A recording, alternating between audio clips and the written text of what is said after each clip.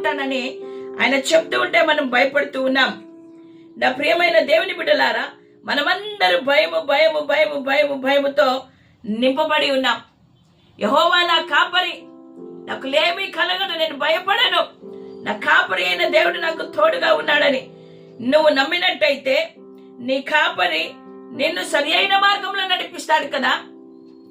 ఆయన కాపరి నీకు తోడుగా ఉంటే నీకు భయం ఉండదు కదా. ఆ కాపరి నీతో ఉంటే నీకు ఆదరణ కదా. ఆ కాపరి నీతో ఉంటే సమృద్ధి కదా. ఆ కాపరి నీకు చెప్తూ ఉన్నాడు, మీరు వెరవకుడి, భయపడకుడి, నేను మీతో కూడా ఉన్నానని.